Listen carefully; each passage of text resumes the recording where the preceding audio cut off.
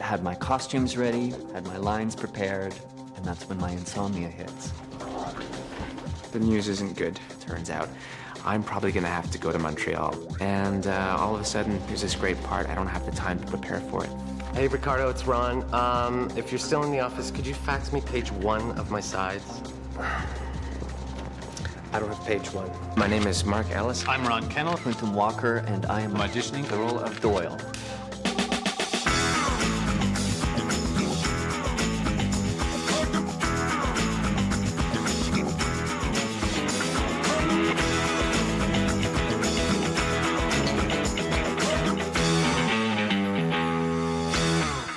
It's audition day for The Strip, a spooky new show just starting to cast its first season.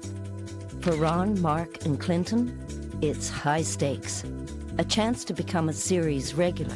When I first looked at the breakdown, I noticed it was 9 out of 13 episodes, and there's a little thing inside you that goes, The upshot of this is that I get some continuity, I get some financial reward, I get to see something from its early stages until the end. We don't always have that luxury.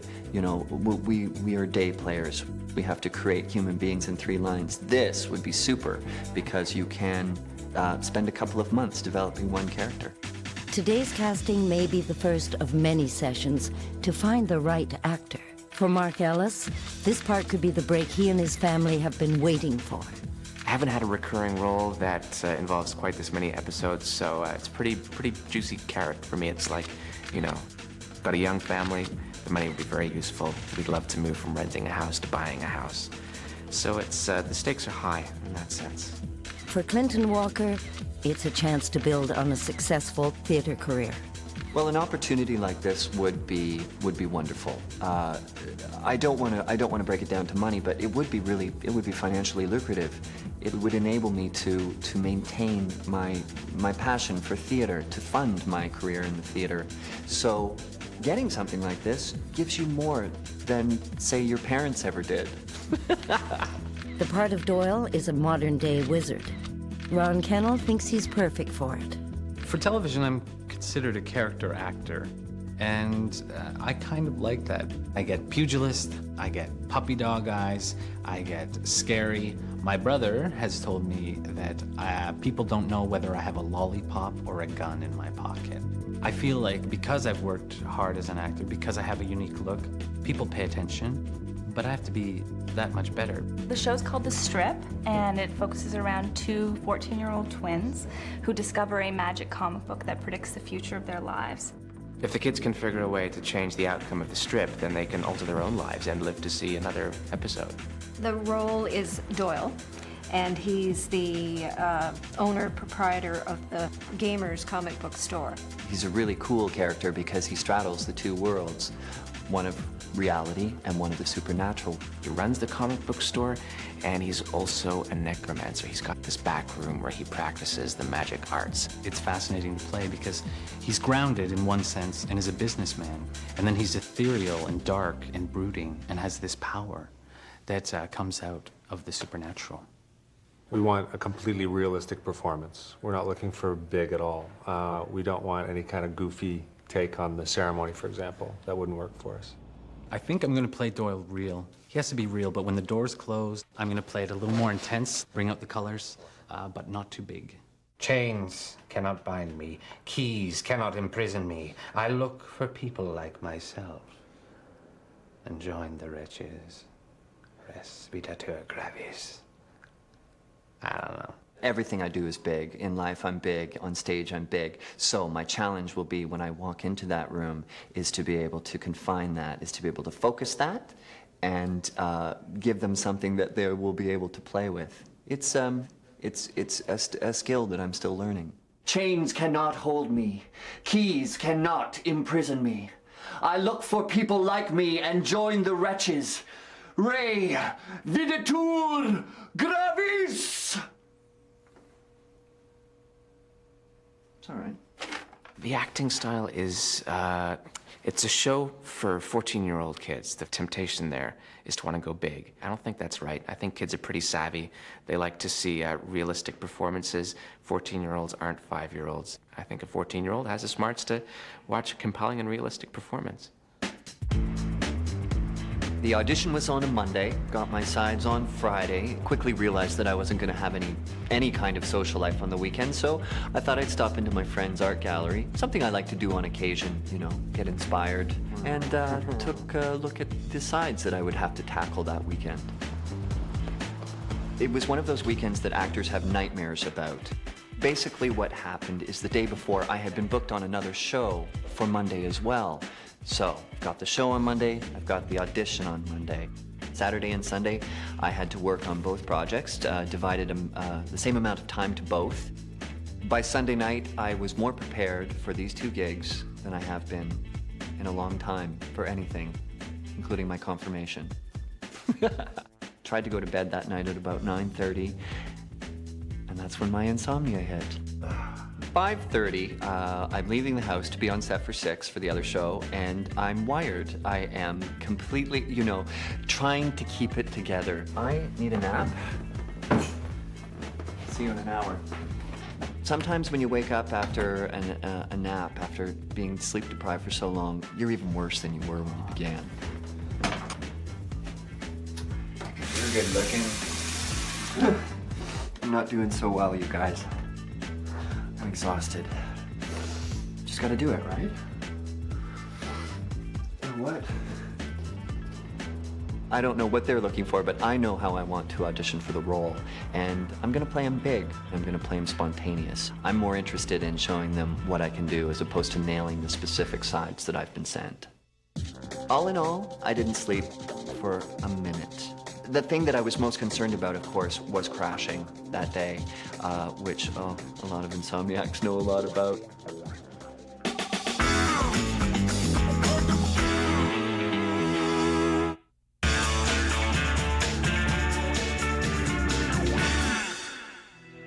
Auditions are about to start. Clinton is up first. His exhaustion may play as big a part as his acting skills. I'm running on empty a little bit, but you know what? That's okay. It's you know, it's part of the game. If I had more energy, I might be trying to calm myself down. But right now, I'm just trying to maintain a decent level of energy. That's probably my biggest hurdle right now before I go in there, is to make sure that you know, I don't fall asleep or keel over onto the table. What are you doing? Those are in alphabetical order.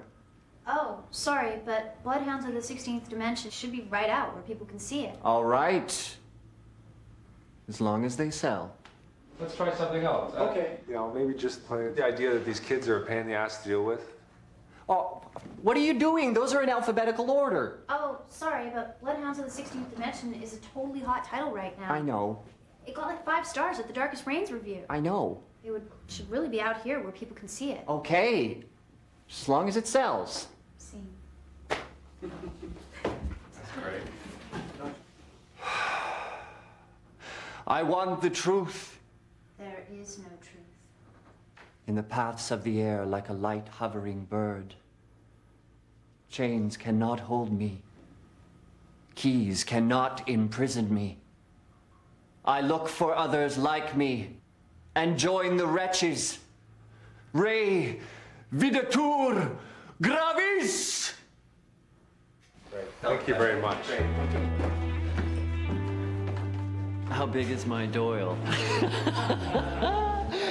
Doyle was pretty good. You know, I actually had a completely different take on him, and then the director asked to see something different, which I love. I love that challenge of I think maybe he was a little too big, and I brought him down. But it's the curse of a stage actor, you know. Next up, Mark, who's distracted. There's been a family crisis. Friday night, I got home. There's the sides from Stephanie. She's gone to Montreal with our daughter because we have an ill relative. So I gave her a call. Hi, it's me. So, how are things? Well, I'd like to be there. You're sure? Just hang in there. My mother-in-law in Montreal has been ill for quite some time now. I'd like to go. I really feel like I should be there, but both Stephanie and my mother-in-law don't want me to put the work aside. Comic bookstore guy. Oh, here's a scene with a toad.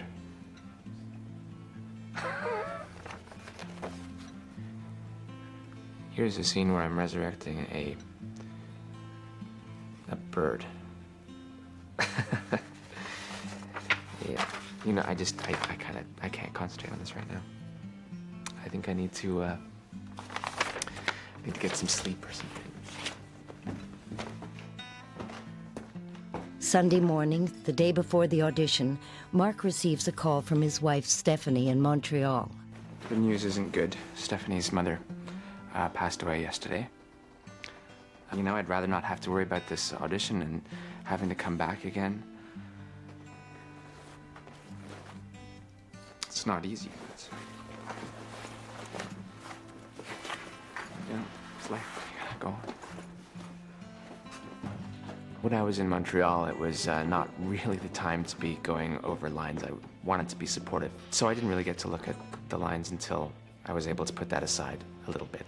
And when I was on the train on the way back to Toronto on Monday, and in the cab on the way to the audition. I still don't know how to play Doyle yet. I think, you know, I'm gonna go with the intensity. I think he's gonna be an intense character, you know, but I don't know how to play. I don't know if he's a good guy or a bad guy yet, so it's making me a bit edgy. Hey, what are you doing? Those are all in alphabetical order. Oh, sorry, but Bloodhounds of the 16th Dimension should be right out where people can see it. Okay, as long as it sells. Another hot title is Metamorphosis. Metamorphosis? Yeah. I've never heard of it. And if I haven't heard of it, it doesn't exist. That was a great read. Just try something completely different. Okay. Just make some other choices and play with it. What are you doing? Those are all in alphabetical order. Oh, sorry, but Bloodhounds of the 16th Dimension should be right out where people can see it. Okay. As long as it sells. Oh, another hot title is Metamorphosis. Metamorphosis. Yeah. Never heard of it. If I haven't heard of it, it doesn't exist. I want the truth. There is no truth. In the paths of the air, like a light hovering bird, chains cannot hold me, keys cannot imprison me. I look for people like me and join the wretches. Res viditur gravis!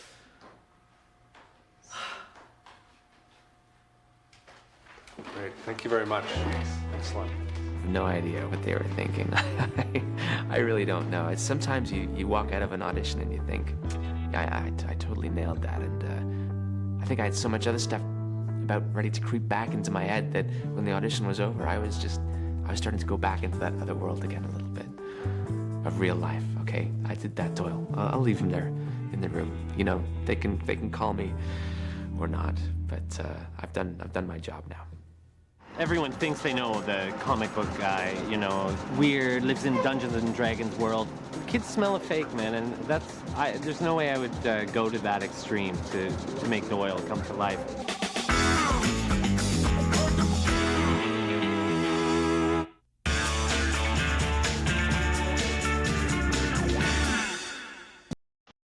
Two of the three auditions are over. Despite a strong performance, Clinton isn't sure that he nailed it. Mark was able to pull off the audition, despite the death of his mother-in-law. Next up, Ron. But he has a problem. I got the sides faxed to me on Friday, and reading through my sides, I realized that there's a page missing, and the first page of my sides wasn't faxed through. So I called my agent. He's gone already for the weekend, so there's no way I'm going to get this page until Monday. Despite that, I went to the comic book store just to get inspired. You know, it's kind of cool. You soak in the atmosphere. You bring it to life. Hey, good morning, man. Hey, how are you? Good. Just let me know if there's anything I can help you with. Okay. Everyone thinks they know the comic book guy, you know, crazy kid, never grew up, kind of weird, lives in Dungeons and Dragons world.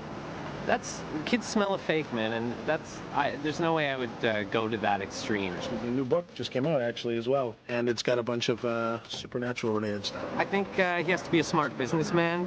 It's a business. It's like we saw with Daryl. He knows his stuff. I think that's what I'm gonna go for with Doyle.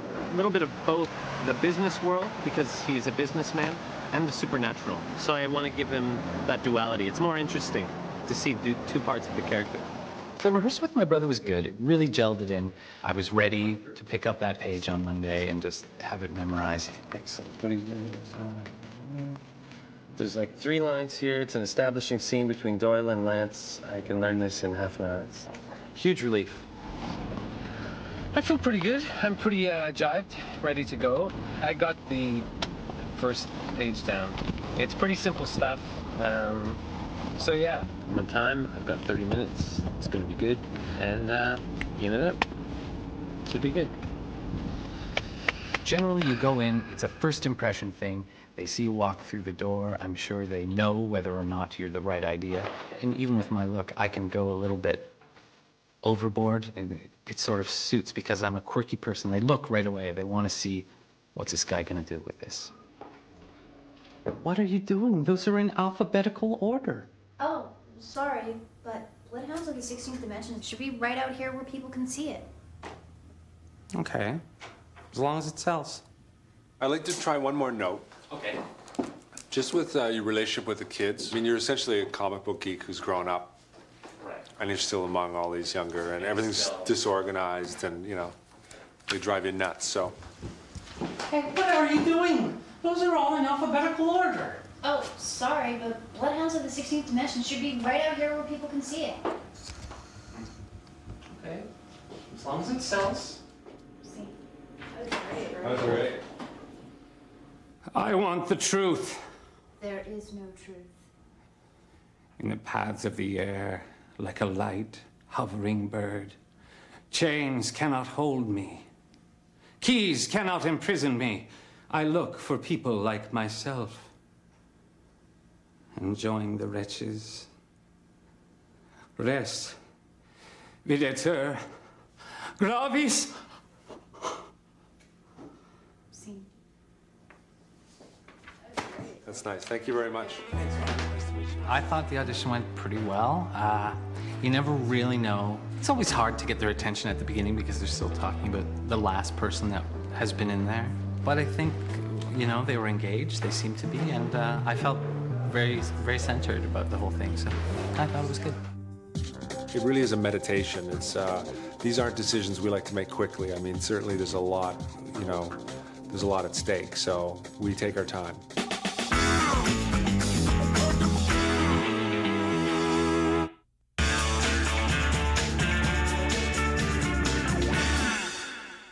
The auditions are over.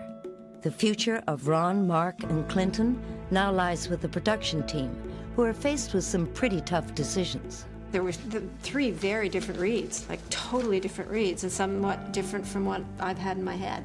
I really want to go away and look at the tape again, because it lets it sink in a little bit. Ron, I think, is the most unique, specifically in look. I mean, he's got a fantastic look, and we're looking for someone who's relatively eccentric. I mean, he's running a comic book store and among these kids, so Ron is very interesting. I'd definitely like to look at him again. They all had different vibes. I don't think we found Doyle yet today. And we only saw 4 or 5 actors. I think it's a good idea to see, more, for sure. It really is a meditation. These aren't decisions we like to make quickly. I mean, certainly there's a lot, there's a lot at stake, so we take our time. It's been weeks since the first audition, and the calls go out. 3 calls for 1 role. Hey, Sav, it's Ron. I was wondering if you heard anything about the strip. If we knew anything. Oh, you did? When? Yeah. Saw about a dozen actors about 2 months ago for the casting. Clinton had a more vulnerable quality. Ron has an unusual look, but a really neat look. It was a tough call. I mean, they brought something different to the part, but in the end, casting's like falling in love. You just sort of know. Here we are. It's going great. I've been shooting now for 3 weeks, and it feels like the character's coming together. It was a shock. It was a shock to get the part, but given everything that was going on, didn't have a lot of time to prepare, but you never know which way it's going to go, and luck was on my side this time. It's like a bit of fate, kismet, the hand of mother-in-law, and here I am, and this is me, right? Here I am, number 6 on the call sheet. Now I'm off to the resurrection scene, and I now know my lines. Rolling! Action. I want the truth. There is no truth. In the paths of the air, like a light hovering bird. Chains cannot hold me. Keys cannot imprison me. I look for people like me and join the wretches. Res videtur gravis.